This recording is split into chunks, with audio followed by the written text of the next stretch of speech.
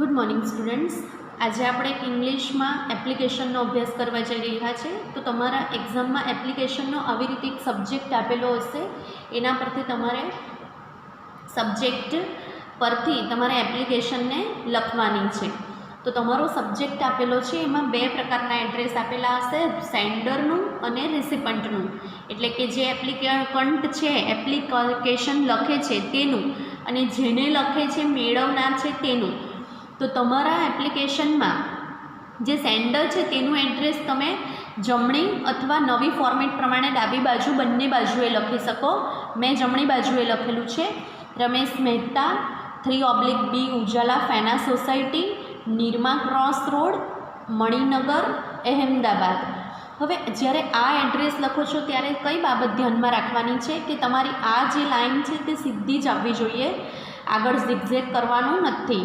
અને જ્યાં પણ કોમા આપેલું હોય તમારા એડ્રેસમાં ત્યાં કોમા આપણે જરૂરી છે. અને મણિનગર પછી મારી પાસે અહીંયા જગ્યા છે અહેમદાબાદ, છતાં મેં અહીંયા નથી લખ્યું અહેમદાબાદ, એટલે જે તે સિટીનું નામ તમારે અહીંયા હાઇલાઇટ કરવાનું છે. અને એપ્લિકેશનના સબ્જેક્ટમાં ડેટ ન આપેલી હોવા છતાં આપણે અહીંયા ડેટને મેન્શન કરવાની છે કે તમે કઈ તારીખે એપ્લિકેશન લખી રહ્યા છો. ત્યાર પછી આવશે તમારા પેજની ડાબી બાજુએ ટુ, એટલે કે જેને મોકલો છો તે ટુ લખવાનું છે કમ્પલસરી. ટુનો ટી કેપિટલ હોવો જોઈએ અને પછી કોમા હોવું જોઈએ. અહીંયા કોને લખવાની છે? ધ પ્રિન્સિપાલને લખવાની છે. તો ધ પ્રિન્સિપાલ કંપનીમાં લખતા હોય તો મેનેજર, અથવા અહીંયા તમારા એપ્લિકેશનમાં જે તે આપેલું હોય તે અહીંયા મેન્શન કરવાનું છે. The sales manager, the director, તમે ગમે તે જે આપેલું હોય તે અહીંયા લખવાનું છે. ત્યાર પછી મોડલ સ્કૂલ રાધનપુર, જેને લખવાની છે તેનું એડ્રેસ છે મહેસાણા રાધનપુર હાઈવે, રાધનપુર. પછી ફૂલ સ્ટોપ મૂકી દેવાનું છે, એટલે અહીંયા પણ સિટીનું નામ હાઇલાઇટ કરવાનું છે ને અહીંયા પણ સિટીનું નામ હાઇલાઇટ કરવાનું છે. ત્યાર પછી આવશે સબ્જેક્ટ. સબ્જેક્ટમાં કેટલાક વિદ્યાર્થીઓ એકલું એપ્લિકેશન, ધ એપ્લિકેશન, એપ્લિકેશન લખે છે. It is totally wrong. એટલે આપણે લખવાનું છે એન એપ્લિકેશન, એનનો A capital, for the post of. કોઈ પણ એપ્લિકેશન લખો, હું જે ફોર્મેટ બતાવું છું તે બધી એપ્લિકેશનમાં સેમ રહેશે, ખાલી અંડરલાઇન કરેલું હશે તે બદલાઈ જશે. સેન્ડરનું અને રિસિપન્ટનું એડ્રેસ તો બદલાવાનું જ છે, પણ હવે સબ્જેક્ટથી જે લખશું તે કયું સેમ રહેશે ને કયું બદલાશે તે બોલતી જઈશ, તે તમે ધ્યાન રાખતા જજો. N application for the post of દરેક એપ્લિકેશનમાં લખવાનું છે.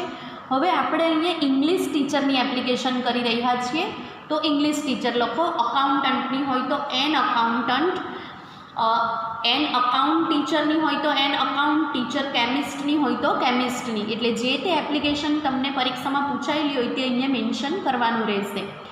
ત્યાર પછી રિસ્પેક્ટેડ સર કોઈપણ એપ્લિકેશનમાં, અને જે ફર્સ્ટ પેરા છે તે કોઈપણ એપ્લિકેશન લખશો એક્ઝામમાં પૂછાયેલી સેમ રહેશે. રિસ્પેક્ટેડનો આર કેપિટલ અને કોમા બતાવવાનું છે. પહેલો પેરેગ્રાફ સેમ રહેશે. With reference to your advertisement published in the daily issue. અહીંયા તમે ઇશ્યુને બદલે ન્યૂઝપેપર પણ મેન્શન કરી શકો. The times of India dated 8 May 2020. હવે આ જે આપેલું છે તેમાં શું ધ્યાન રાખવાનું છે કે મેં અહીંયા 10 તારીખ લખી છે, અને હું એપ્લિકેશન કરવા માટે જે એડવર્ટાઇઝમેન્ટ છે ટાઈમ્સ ઓફ ઇન્ડિયામાં તે 10 તારીખના આગળ 1-2 તારીખ પહેલાં વાંચતી હોઉં તો હું આજે એપ્લિકેશન લખી રહી છું. એટલે અહીંયા જે તારીખ લખો છો તેના આગળની 8 અથવા 9 તારીખ તમે લખી શકો. એટલે અહીંયાના આગળની 2 કે 1 દિવસ પહેલાંની તારીખ લખવાની છે. I would like to apply for the above post. Above કેમ લખેલું છે? કારણ કે મેં અહીંયા લખી દીધું છે કે ઇંગ્લિશ ટીચર માટેની છે. એટલે my details with educational qualifications R given below, kindly consider me for the above post. આ જે પેરેગ્રાફ છે તેનું ગુજરાતી એવું થાય કે 8 May 2020ના રોજના પેપર ટાઈમ્સ ઓફ ઇન્ડિયાના સંદર્ભમાં જે તમારી એપ્લિકેશન પબ્લિશ થઈ હતી તે માટે હું ઉપરની પોસ્ટ માટે એપ્લાય કરવા માગું છું. મારી જે ભણતરની એજ્યુકેશનની, મારા પર્સનલ બાયોડેટા જે બધું છે તે નીચે મુજબ આપેલું છે. Kindly consider me for the above post, મને ઉપરની પોસ્ટ માટે સ્વીકાર કરજો. એટલે આ જે પેરેગ્રાફ હશે તે કોઈ પણ એપ્લિકેશનમાં સેમ રહેશે. હવે આવશે ત્યાર પછી પર્સનલ બાયોડેટા. અહીંયા જે સ્ટેપ બતાવેલા છે વિદ્યાર્થી મિત્રો તેને ફોલો કરવું ખૂબ જરૂરી છે.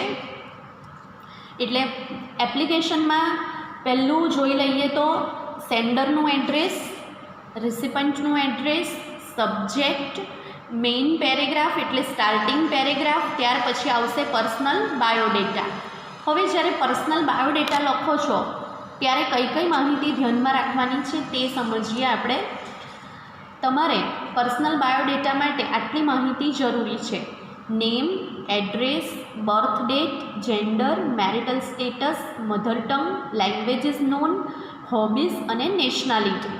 હવે પહેલાં આ વસ્તુને લખી જાઓ અને ત્યાર પછી આ તમારા પર્સનલ બાયોડેટામાં બીજી બધી માહિતી સેમ રાખવાની છે, અંડરલાઇન કરેલી છે. નામ ઉપર જે સેન્ડરનું છે તે અહીંયા મેન્શન કરવાનું છે, એટલે એ અંડરલાઇન કરેલી છે જે બદલવાનું રહેશે. બાકી બધું કોઈ પણ એપ્લિકેશનમાં સેમ આવે. નેમ આપણે ઉપર રમેશ મહેતા લખ્યું, એડ્રેસ એઝ અબોવ જ લખવાનું છે કારણ કે આપણે ઉપર એડ્રેસને મેન્શન કરી દીધું છે, એટલે તમારે એડ્રેસ ફરીથી આખું લખવાની જરૂર નથી. ડેટ ઓફ બર્થ, તમે અત્યારે 12મામાં ભણી રહ્યા છો વિદ્યાર્થી મિત્રો, તમે જો અત્યારે તમારી બર્થ ડેટ લખશો તો you are not eligible for the post of English teacher, કારણ કે તમે તો 12મામાં ભણો છો, બરાબર. એટલે તમારી બર્થ ડેટ લખવાની નથી. તમારે અહીંયા તમારી પોતાની કોઈ પણ બર્થ ડેટ લખીને 1987, 86, 85 વોટ એવર યુ લાઇક તમે જે ચાહો તે લખી શકો છો. પણ એક એટલો ફાયદો રહેશે કે 1987 લખશો તો આગળ જ્યારે ક્વોલિફિકેશન લખશો ત્યારે આપણે યરને ગણીને લખવાનું છે, એટલે બેનિફિશિયલ રહેશે. એટલે આ જ બર્થ ડેટ લખવાની. જેન્ડર મેલ, અહીંયા મેં રમેશ મહેતા લખેલું છે તો મેલ લખો, અને પૂર્વી મહેતા લખું ધારો કે તો ફિમેલ લખીશ, FAMALE. Marital status married. Mother tongue આપણી ગુજરાતી છે, ગુજરાતના છીએ એટલે લેંગ્વેજીસ નોન, આપણે કઈ કઈ ભાષા જાણીએ છીએ તે લખવાનું છે, ગુજરાતી, ઇંગ્લિશ અને હિન્દી, 3 આપણે જાણીએ છીએ. હોબીઝ તમારે લખવાની છે. હોબીઝ લખો તો એક કરતાં 2 શોખ લખો, અને જો એક શોખ દર્શાવવો હોય તો ખાલી હોબી લખો. એટલે જ્યારે હોબીઝ લખશો ત્યારે એકથી વધારે હોબીને ડિસ્ક્રાઇબ કરવાનું છે. અને nationality, we are all Indian. હવે પર્સનલ બાયોડેટા પછી આવશે તમારું એજ્યુકેશનલ ક્વોલિફિકેશન, એટલે તમે શું ભણેલા છો તે. હવે આ જે એજ્યુકેશનલ ક્વોલિફિકેશન છે તે તમારી એક ફોર્મેટ છે જે અહીંયા ડિસ્ક્રાઇબ કરેલી છે, પણ આના કરતાં બેટર હું તમને બીજી પણ ફોર્મેટ બતાવીશ. તમને જે યોગ્ય લાગે તે તમે પરીક્ષામાં લખી શકો છો. તો એજ્યુકેશનલ ક્વોલિફિકેશનમાં ફક્ત HSC જ સેમ રહેશે, બાકી બધું જે એજ્યુકેશનલ ક્વોલિફિકેશન છે તે તમારી પોસ્ટને આધારે બદલાઈ જશે. સૌ પ્રથમ આપણે HSC પાસ કરીએ. તમે કોઈ પણ એપ્લિકેશન હોય ત્યારે HSC તમારે ડિસ્ક્રાઇબ કરવાનું છે. I passed HSC with 81% from GS and HSEB Gandhinagar in March 2006. એટલે મેં Gujarat secondary higher secondary education board ગાંધીનગરમાંથી 2006 માર્ચમાંથી 81% સાથે HSC પાસ કર્યું હતું. એનું ગુજરાતી એવું થશે. આ HSC તમારે કોઈપણમાં ડિસ્ક્રાઇબ કરવાનું રહેશે. હવે આપણે ઇંગ્લિશ ટીચર માટે એપ્લિકેશન લખી રહ્યા છે તો એનું ક્વોલિફિકેશન હશે BA, MA, B.Ed અને ટાટ મસ્ટ બી રિક્વાયર્ડ. હાયરમાં હશે તો ટાટ જોઈશે અને સેકન્ડરીમાં હશે તો ટેટ જોઈશે. એટલે એ બધા જે ક્વોલિફિકેશન છે તે ડિસ્ક્રાઇબ કરવાનું છે, બરાબર. આઈ પાસ્ડ BA ઇંગ્લિશ વિથ, હવે ઇંગ્લિશ સબ્જેક્ટ છે તો ઇંગ્લિશ લખો, ગુજરાતી હોય તો ગુજરાતી. એટલે જે પણ ટીચર માટેની એપ્લિકેશન માંગી છે તેનો અહીંયા તમારે સબ્જેક્ટ મેન્શન કરવાનો રહેશે. 67% from HNG university Patan in April 2009. હવે તમે આ જે ફોર્મેટ છે પાસ્ડ પછી વિથ આટલા ટકા આ યુનિવર્સિટી તો એ સેમ રહેશે, પણ તમારું આ જે ક્વોલિફિકેશન છે અંડરલાઇન કરેલું તે બદલાઈ જશે, બાકી બધી ફોર્મેટ સેમ રહેશે.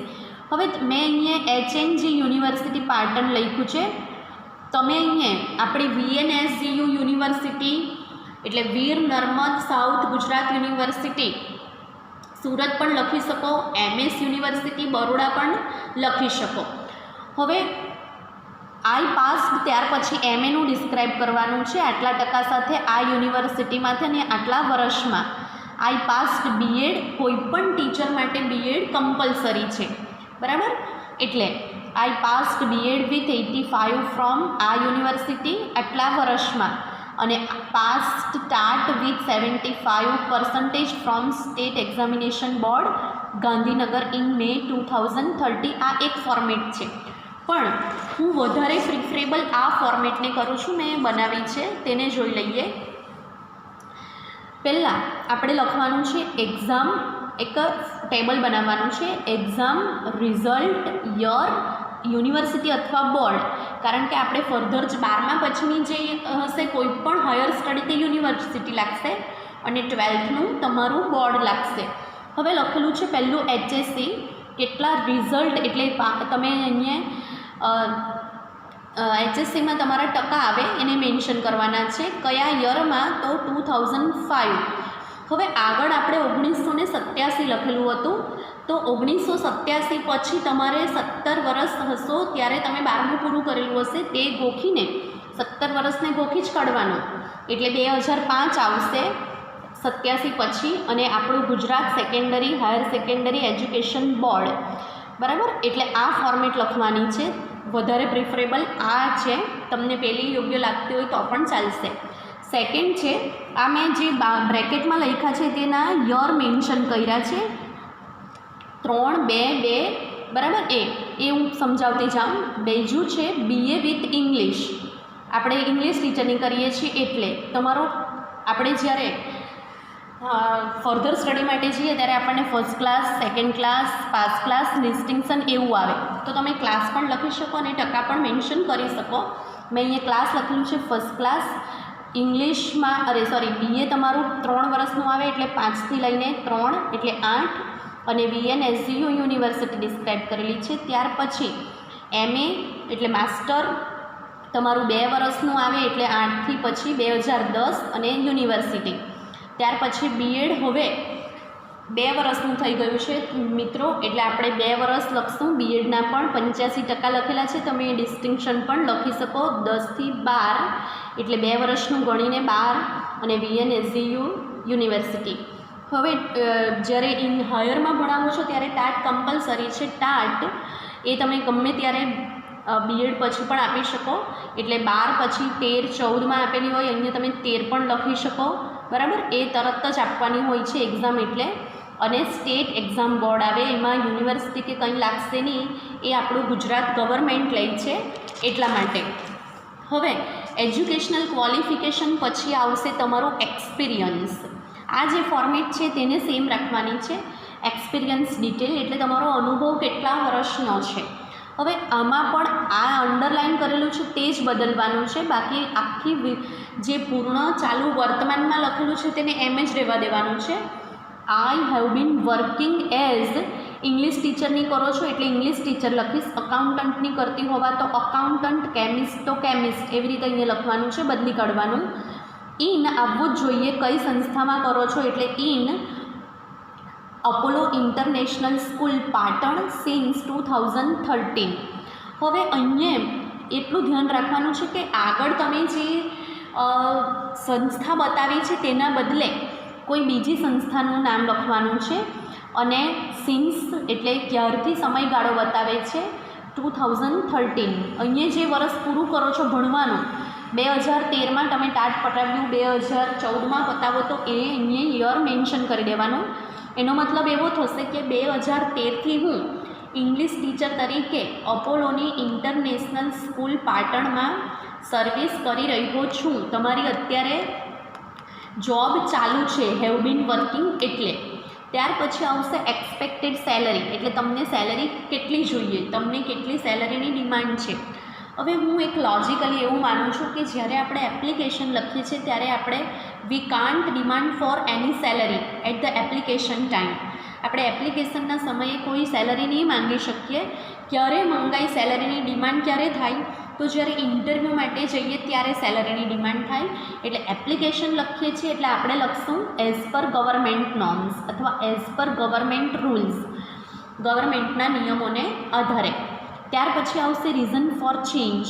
એમાં લખી જ દેવાનું કોઈ પણ એપ્લિકેશનમાં ફોર બેટર ફ્યુચર. આ બધું કોઈ પણ એપ્લિકેશનમાં સેમ રહેશે, ફોર્મેટ એની સેમ રહેશે, મારા સારા ઉજ્જવળ ભવિષ્ય માટે.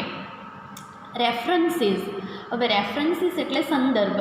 તો વિદ્યાર્થી મિત્રો એપ્લિકેશનમાં સંદર્ભ શું કામ આપવામાં આવે તે સમજી લઈએ. તમારે કોઈ પણ બે નોમી જે પોપ્યુલર વ્યક્તિ છે, ફેમસ પર્સન છે, એના સંદર્ભ આપવાના છે.